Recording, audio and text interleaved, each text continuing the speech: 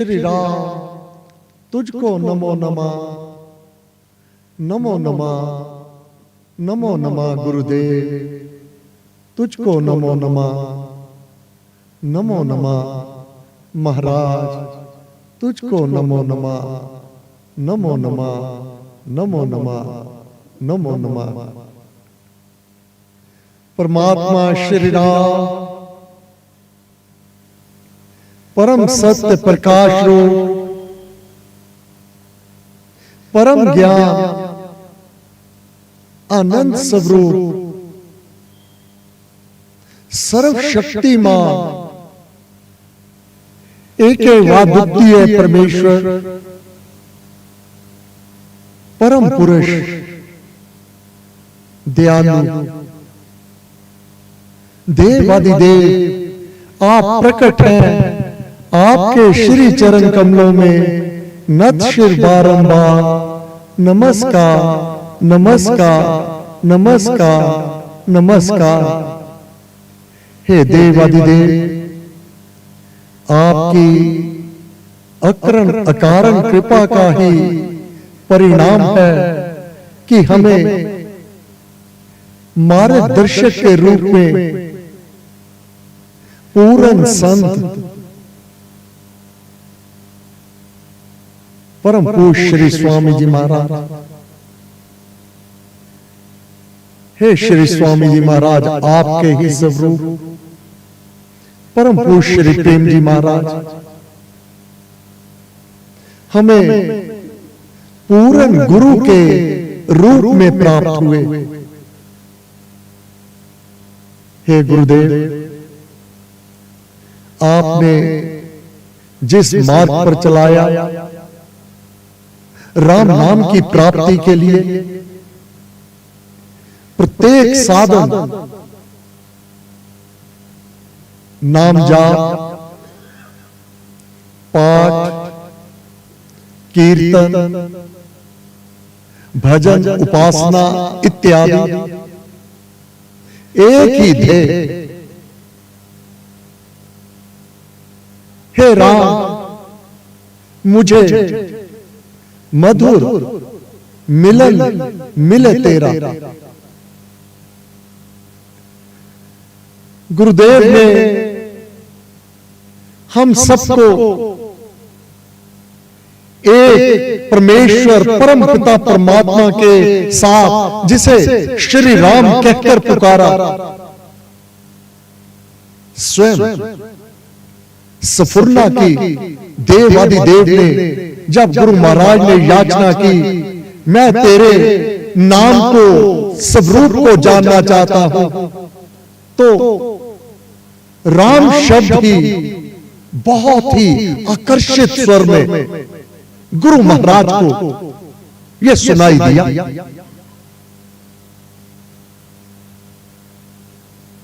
गुरु महाराज ने कहा, आदेश था राम भज, राम भज, राम भज। मैंने इस आदेश का पालन किया। आत्मा ने बताया, जब परम पिता परमात्मा स्वयं गुरु बनकर के नाम दीक्षा दे दिया करता है, तो परमेश्वर परम गुरु है, सबके गुरु परमेश्वर श्री राम ही है। वही मार्ग दिखाने वाले हैं परम पूज्य श्री स्वामी जी महाराज। 1925 गुरु पूर्णिमा का दिन, ये राम नाम रूपी मंत्र मेरी झोली में आ गया और आदेशात्मक शब्द राम भज, राम भज, राम भज, ये आदेश था। गुरु महाराज कहते, मैंने इससे पहले राम नाम नहीं जपा था, अपनी साधना में विघ्न समझा, परंतु कोई भी, वह तो निर्जन स्थान था, कोई भी नहीं था वहां पर। उन्हें आंखें बंद कर ली, आप कौन हैं? आप मेरे सम्मुख प्रकट होजिएगा, क्योंकि वाणी आ रही थी, राम भज, राम भज, राम भज। ऐसा प्रतीत होता जैसे कोई सामने खड़ा ये शब्द उच्चारण कर रहा हो, परंतु बहुत ही मनोमोहक शब्द थे ये, मन को मोहने वाले थे, इतना मधुर स्वर था ये। मैंने आंखें बंद कर ली। गुरु महाराज, आप कौन हैं? आप मेरे सम्मुख प्रकट होजिए। वही आवाज आई, मेरे किस रूप के तुम दर्शन चाहते हो? मैं किस रूप में प्रकट हो जाऊं? गुरु महाराज, जिस प्रकार पिता पुत्र एक दूसरे से वार्तालाप करें, गुरु महाराज ने कहा, मैं तो बालक भाव से, बाल भाव से उस अति मधुर ध्वनि के सम्मुख मैं क्या जानूं? जो तेरा सत्य स्वरूप हो वह मुझे दिखा दीजिए, उसके मैं दर्शन चाहता हूं। गुरु महाराज ने बताया, तब पहले सूर्य तेजोमय, जैसे एक ही समय 1000 सूर्य उदय हुआ वे, उसकी वह ज्योति, वह प्रकाश हुए, इतना सुंदर और तेज प्रकाश उस दिव्य मूर्ति का था। वह सूर्य, और बीच में लिखा हुआ रा, आ और मा, राम आ गया। फिर उसी समय एक श्लोक, सर्वशक्तिमते परमात्मा ने श्री रामाय नमः, श्री अधिष्ठान जो जिस स्वरूप में प्रकट हुए, यह ऊपर लिखा हुआ आ गया। इससे पहले यह श्लोक गुरु महाराज के पास नहीं था। पहला ही जो दिव्य वाणी हुई थी, पहला श्लोक ही सर्वशक्तिमते परमात्मा ने श्री रामाय नमः, जो सर्व शक्तियों का स्वामी है, वही परमात्मा है, उसको नमन है। फिर नीचे कमल का फूल आ गया। उसी समय गणेश जी वहां पर उपस्थित हो गए और उस राम का उन्होंने पूरा चक्र स्वयं चल करके पूर्ण किया। जो स्वास्तिक बने हुए हैं श्री अधिष्ठान के ऊपर, स्वयं गणेश जी ने इसकी परिक्रमा की थी। यह सब कुछ गुरु महाराज ने कहा, जिस प्रकार सिनेमा की स्क्रीन पर मानव चलचित्र को, ध्वनि को, रंग रूप को देख लेता है और आकर्षित होता है, इसी प्रकार मेरा ये भाल, ये मस्तक जिस पर तिलक लगाया जाता है, ये एक सिनेमा की स्क्रीन की तरह, परंतु इसका आकार आकाश की तरह महान, कोई अंत नहीं, ऐसा मुझे दृष्टि गोचर हुआ। मैं बाल भाव से, बहुत ही उत्सुकता से, मन ही मन पूछ रहा हूं, क्या ये आपका स्वरूप है? हां, यही मेरा सर्व युगों में एक रस अमृत स्वरूप है।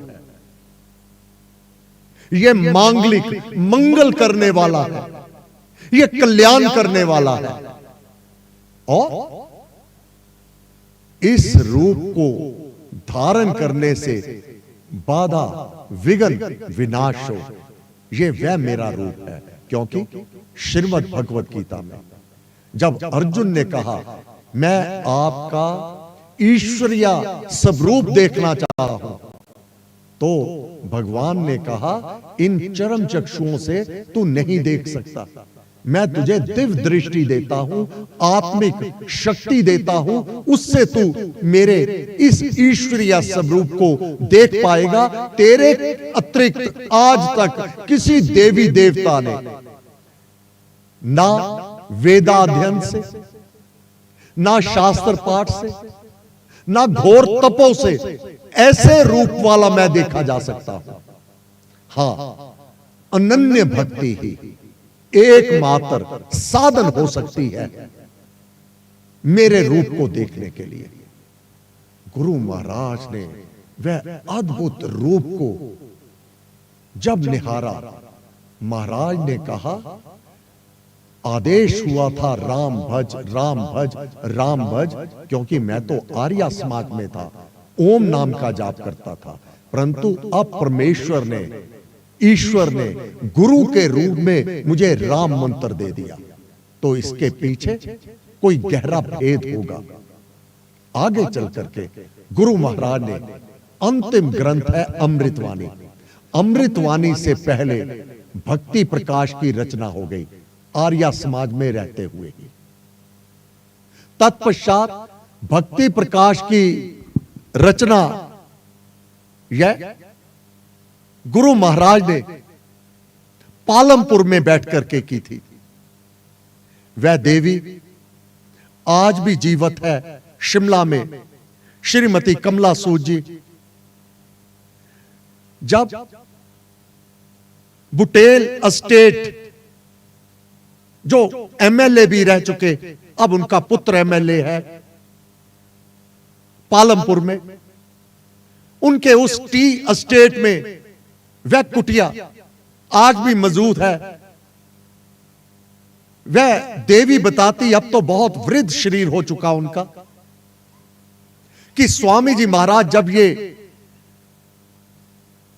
अपने कागज पर लिखा करते थे भक्ति प्रकाश और श्री रामायण की रचना, तो एक एक पत्र कागज रख दिया करते। बहुत बार, एक बार नहीं बहुत बार हवा का झोंका इतनी तीव्रतर गति से आया करता कि वह पृष्ठ उड़ करके चले जाया करते, तो वह बच्ची जो अब वृद्ध अवस्था में है भाग करके उन पत्रों को उठा करके महाराज को दिया करती। महाराज के पास एक छोटा सा पत्थर था, उस पत्थर के नीचे उन पन्नों को रख दिया करते। ये सब बुटेल एस्टेट पालमपुर में, वह टी गार्डन, अनेक सत्संग पूज पिता संत नरकेवल बेदी जी महाराज ने वहां किए। गुरु महाराज का ये ग्रंथों की रचना, जब आंख बंद होती कलम चलती, जब आंख खुल जाती तो कलम रुक जाती। जब सब कॉन्शियस माइंड पर, कॉन्शियस माइंड पर जब सब कॉन्शियस माइंड छा जाता, तो यह रचना हुई। 3 अवस्थाएं साधक को प्राप्त होती हैं। एक तो जागृत अवस्था जिसमें सजगता बनी रहती है, एक निद्र अवस्था नींद में, तब बाहर कुछ भी दृष्टिगोचर नहीं देख होता। आत्मा आंतरिक नेत्रों से, जिसे हम स्वप्न कहते हैं, उसको देखा करता है। आत्मा कदापि नहीं सोता, सदैव सजग बना रहता है। एक और अवस्था है, वह है प्रसुप्त अवस्था। ना तो वह सो रहा है, ना वह जाग रहा है। क्या कहता है, मैं बैठा था, मुझे ऐसा आभास हुआ गुरुदेव आ गए। मैं बैठा था, मुझे यह दिखाई दिया, मुझे ऐसा सुनाई दिया। अब मुझे नहीं समझ आ रहा मैं सो रहा था कि मैं जाग रहा था। वह प्रसुप्त अवस्था है जिसमें आत्मा अपना कार्य किया करती है। कौन सी आत्मा? सात्विक आत्मा। ऐसी अवस्था में ही गुरु महाराज को राम नाम की प्रतीति हुई, आदेश हुआ। महाराज ने कहा यह वार्तालाप ऐसे ही था जैसे एक दूसरे के आमने सामने। हां, ये चरम चक्षु तो बंद हो जाते हैं। एक दुनिया और है जो आध्यात्मिक नेत्र खुल जाते हैं। चरम चक्षु बंद होते हुए भी आध्यात्मिक नेत्रों से मानव सब कुछ देख रहा होता है, पढ़ रहा होता है और अपने गुरुदेव से समझ रहा होता है, वार्तालाप कर रहा होता है। वह दिव्य चक्षु, आत्मिक चक्षु गुरुदेव की कृपा से ही खुलते हैं। बिना गुरुदेव कृपा से वह शक्ति नहीं प्राप्त होती। गुरु की आवश्यकता क्यों है? आत्मिक नेत्र। जो पढ़ा नहीं, जो सुना नहीं, वह बोला जाता है। कौन बोलता है? आत्मा बोलता है। आत्मा वह सनातन सूक्ष्म सत्ता है, अनादिकाल से। यह शरीर वस्त्र के रूप में उसके ऊपर प्राप्त होते रहते हैं, कर्म अनुसार और प्रभु प्रेरणा से। गुरु महाराज कहते हैं कोई मेरे पूर्व के प्रारब्ध पुण्य कर्म जागृत हो गए कि स्वयं परमेश्वर चल करके आए और मुझे ये राम नाम रूपी अमृत, ये घूटी पिला दी। मेरा रोम रोम प्रफुल्लित हो गया। गुरु महाराज ने कहा वह अवस्था जब ये राम नाम दीक्षा के रूप में मुझे देवाधिदेव से प्राप्त हुई। मैं जिस पत्थर पर बैठा था आदर सहित, जब कोई महापुरुष, महान आत्मा सम्मुख आन खड़ी हो और प्रतीति हो जावे तो साधक अपने आसन से उठ खड़ा होता है। अब वह तो देवाधिदेव था।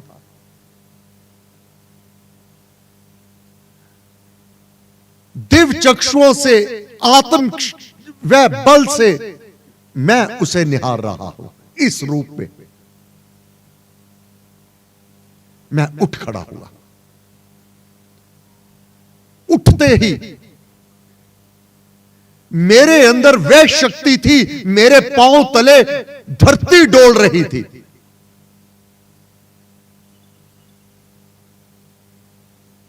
जिस प्रकार 0 वाट के बल्ब में 1000 वाट की करंट आ जावे, बस यही मेरी हालत थी।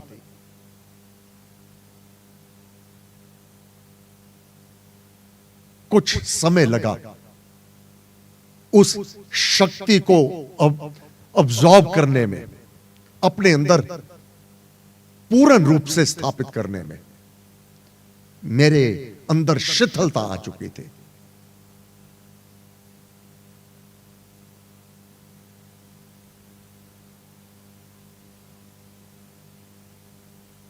क्योंकि पहले मैंने कभी राम नाम जपा नहीं था।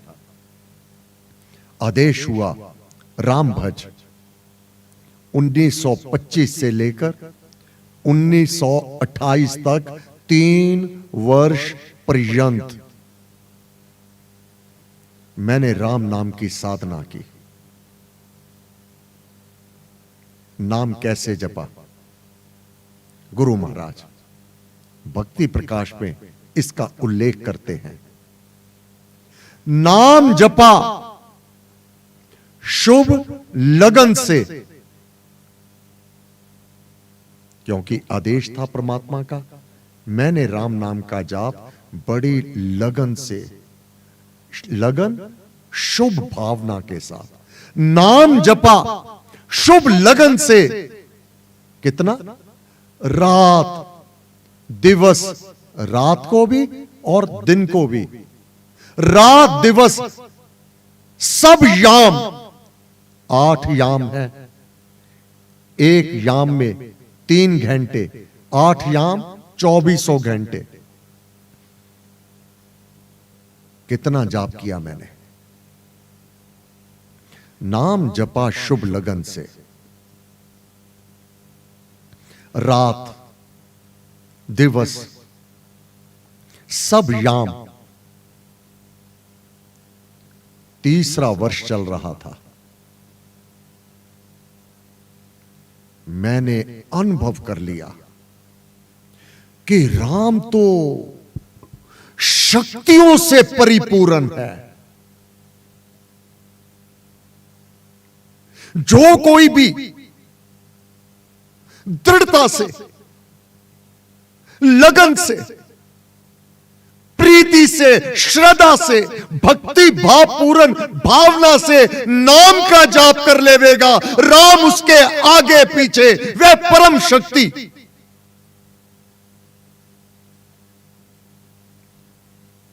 भक्त भगवान को भी अपने अधीन कर लेता है।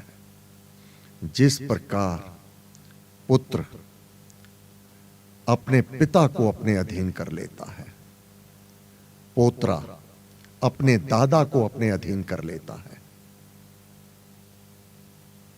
इसी प्रकार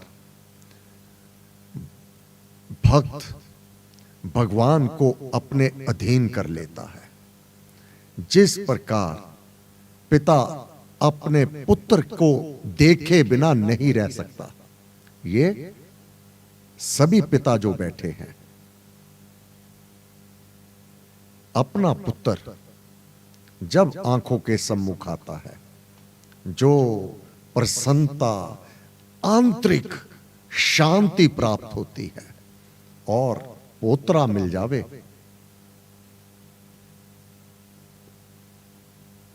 यह धन, इस धन के सम्मुख बाकी सब बहुत ही निगुण है। इसी प्रकार भगवान को ऐसा भक्त मिल जावे, उससे प्रीति करने वाला,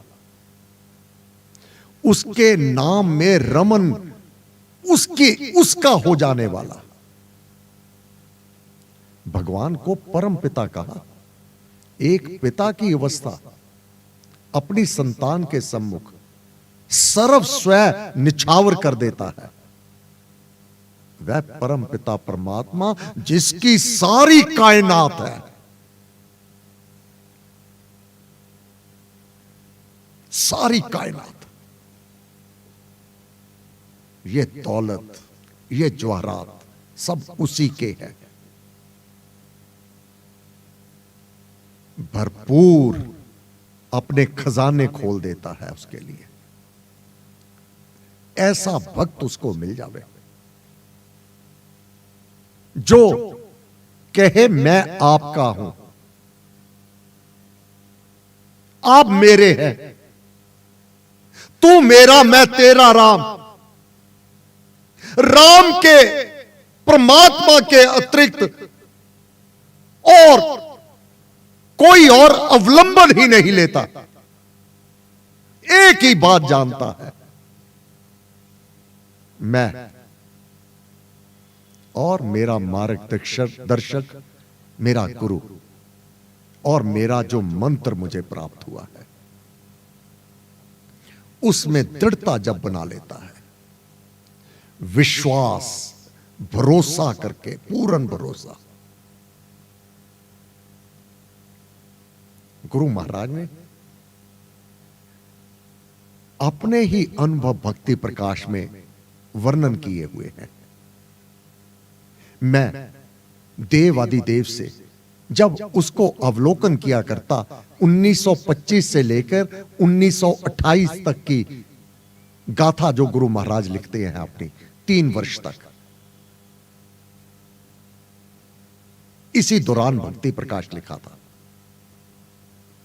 राम नाम की जो अनुभूतियां उनको होती रही, परम धनी सब धाम का मैंने जान लिया, वह तो सबसे बड़ा धनी, धनवान तो वही है, वह परम धनी है। कितना धनवान है? सब धाम का, सर्व लोकों का, यह मैंने जाना। परम धनी सब धाम का, परम पुरुष उससे बड़ा ही कोई नहीं है, श्री राम। परम धनी सब धाम का, परम पुरुष श्री राम, परम कृपा करुणावश। परम कृपा, वह कृपालु है, कितना परम कृपालु। करुणावश, वह करुणामय है। जब मैंने बाल रूप से हट कर लिया था, मैं तब तक इस पत्थर से नहीं उठूंगा जब तक मैं उस ईश्वर को नहीं जान लेता। 1 महीना पर्यंत हिमालय पर्वत पर केवल एक धोती कुर्ता पहन करके बैठ गए। महाराज ने कहा, जिस प्रकार बच्चा कभी हठ कर लेता है कि मुझे ये चाहिए, जैसा मैं चाहता हूं मेरा पिता वैसा करे, परम प्रेम के पाले पड़कर प्रभु को नियम बदलते देखा। उसका मान टले टल जाए पर भक्त का मान ना टलते देखा। जिस प्रकार पिता अपनी संतान के सम्मुख हार मान लेता है, तू बता क्या चाहता है। बस गुरु महाराज ने अपने संस्मरण में लिखा हुआ है, अपनी जीवनी में लिखा हुआ है। मैं भी बाल रूप से हट कर गया। जब तक आप नहीं प्राप्त होते, अपना रूप नहीं दिखाते, मैं नहीं हिलूंगा। तब गुरु महाराज ने भक्ति प्रकाश में पहला ही श्लोक, परम धनी सब धाम का, परम पुरुष श्री राम, परम कृपा करुणावश कर सफुरित स्वयं नाम, अपने नाम की स्वयं सफुरना कर दी। राम। जब आर्य समाज के स्टेज पर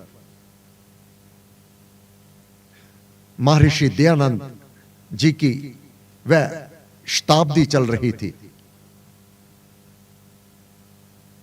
गुरु महाराज के राम नाम के इस ग्रंथ का बहुत विरोध किया गया। कहा गया, आप इसको पुनः प्रकाशित करवाएं, राम शब्द के स्थान पर ओम शब्द लिखा जाए। गुरु महाराज ने कहा, यह तो मैं कदापि नहीं कर सकता, यह मैंने नहीं लिखा, क्योंकि भक्ति प्रकाश में श्री स्वामी जी महाराज का कहीं पर भी नाम नहीं है। जबकि कोई कवि एक पंक्ति लिख देवे, एक दोहा लिख देवे, उसमें अपना नाम अवश्य जोड़ देता है। गुरु महाराज ने कहा, यह मैंने नहीं लिखा, यह मुझसे लिखवाया गया है। मैं तो स्वयं आश्चर्यचकित रह गया। तब गुरु महाराज ने बताया, आंख बंद होती कलम चलती, आंख खुल जाती कलम रुक जाती। कॉन्शियस माइंड पर सब कॉन्शियस माइंड में ये लिखे गए हैं। ये देव आदिदेव की वाणी है। बहुत विरोध हुआ, परंतु गुरु महाराज ने कहा, जब राम नाम की शक्तियों को मैंने जान लिया, आर्य समाज की स्टेज पर भी शेर की गर्जना के साथ बोला था कि राम सर्वशक्ति मते परमात्मने श्री रामाय नमः। वह सर्व शक्तियों का स्वामी है। किसी आर्य समाजी ने वाद विवाद करने के भाव से, स्वामी जी परमेश्वर का नाम तो ओम है। स्वामी जी महाराज ने हाथ जोड़ दिए, बहुत अच्छा महाशय जी। नहीं स्वामी जी महाराज, परमेश्वर का नाम ओम है। स्वामी जी महाराज वाद विवाद में नहीं पड़ा करते। अमृतवाणी में भी महाराज ने वर्णन किया है, मिथ्या है वाद विवाद विरोध, ये तो मिथ्या है। आज अज्ञानवश हम किसी का विरोध करते हैं, परंतु वह मिथ्या इसलिए जब हमें ज्ञान हो जाता है उसके लिए क्षमा याचना भी कर लेते हैं। तो फिर वह जो समय वाद विवाद में निरर्थक हमने गवाया, उससे अच्छा तो नाम जाप कर लेते। गुरु महाराज वह तो विवाद करने के लिए इस भाव से कर रहा था। गुरु महाराज, महाशय जी, जब परमेश्वर का नामकरण हो रहा होगा आप वहां होंगे, इसलिए आपको पता है, मैं तो वहां था नहीं। पानी पानी हो गया, क्योंकि केवल पंथिक ग्रंथों को पढ़ करके ही ऐसा कहा गया था। वह भी वहां पर नहीं था, परंतु गुरु महाराज को तो आदेश साक्षात परमेश्वर इस मंत्र के द्वारा अवतरित हो गए थे। महाराज ने कहा, मुझे बहुत आश्चर्य होता है जब कोई कहता है कि मुझे वर्षों राम नाम जपते हो गए और लाभ नहीं हुआ। मैंने 3 वर्ष, केवल 3 वर्ष लगन से, प्रीति से, श्रद्धा से, भक्ति भाव पूर्ण भावना से सबका आदर भी किया, परंतु अपने हृदय के कोठे में किसी को स्थान नहीं दिया। अपने हृदय में किसी को स्थान नहीं दिया। राम नाम को प्राप्त करके फिर मेरी पिपासा, प्यास सर्वथा बुझ गई। नाम जपा शुभ लगन से, रात दिवस सब याम, लाभ क्या हुआ? अब तो राम भजे मुझे। सत्यानंद क्या चाहिए? प्रभु अब कुछ नहीं चाहिए। पाछे पाछे हरि फिरे कहत कबीर कबीर, पाछे पाछे ए महापुरुष अलग अलग चोले में आए। उसकी भक्ति इतनी की उसको अपने पीछे कर लिया, जैसे पोतरे के पीछे दादा चलता है। महाराज जनक ठुमक ठुमक किस प्रकार रघुनाथ जी उसके पीछे महाराज दशरथ चल रहे हैं। नाम कैसे जपना है, समय पूरा हो गया। गुरु महाराज विराजमान है। गुरुदेव की हम सब पर कृपा है कि हम सबको अपनी इस चरण शरण में, देव भूमि में, प्रकृति की गोद में लिए आए हैं। स्वास्थ्य के लिए भी और साधना के लिए भी। यह सर्वश्रेष्ठ स्थान गुरुदेव ने कृपा की, यह स्थान हमें प्राप्त हुआ। इसमें अपनी साधना को करना है। कैसे करना है? जैसे महाराज ने किया, नाम जपा शुभ लगन से, रात दिवस सब याम, अब तो राम भजे मुझे, मुझको मिला विश्राम। वह कड़ी मेहनत करके अब मुझे विश्राम मिल गया। मैंने जो प्राप्त कर लेना था वह राम मुझे प्राप्त हो गया। उसकी शक्तियों को मैंने जान लिया। तब मैंने 1928 में नाम दीक्षा द्वारा ये खुले में बांटने लगा कि मुझे लाभ हुआ, आपको भी अवश्य होगा। 3-3 कोस पैदल चल करके एक व्यक्ति को नाम दीक्षा दिया करता कि तू नाम जाप कर, इससे बाधा विघ्न विनाश हो, तेरे जीवन के बाधा विघ्न विनाश हो जावेंगे। ये मांगलिक है, ये तेरा मंगल करने वाला है, केवल इस ही लोक में तेरी सहायता नहीं करेगा, युग युग का है। राम सहेला, राम भक्त नहीं रहे अकेला। जो राम की शरण पर को ग्रहण कर लेता है, एक राम पर ही निर्भर हो जाता है और वह कुछ भी नहीं जानता, राम के अतिरिक्त और किसी को भी स्थान नहीं देता। उसका राम जो सर्व शक्तियों का स्वामी है, योग क्षेम अनन्य भक्त का मैं अपने हाथ में ले लेता हूं। मेरे भक्त को क्या चाहिए, कब चाहिए, कितना चाहिए, इसका विधान मैं किया करता हूं। समय पूरा हो गया। हे गुरुदेव, आपका यह मंगलमय हाथ हम सबके शीश पर सदैव स्थापित रहे। आपको बार बार नमस्कार, नमस्कार, नमस्कार। हे गुरुदेव, पुनः हम आपका धन्यवाद करते हैं कि आप अपनी चरण शरण में ले आए, हमारी आत्मा का मंगल करने के लिए, कल्याण करने के लिए। बाकी की जो सूचना है अगली सभा में। अब सभा होगी सायं 7 से 8 बजे तक। तत्पश्चात भोजन होगा। भोजन के पश्चात आधा घंटा रात्रि विश्राम से पहले भजन कीर्तन धुन सहित सभा को समाप्त करेंगे 9 से 9:30 बजे तक। इसमें केवल भजन धुन होंगे और कुछ जो सूचना देनी होगी वह दी जाएगी।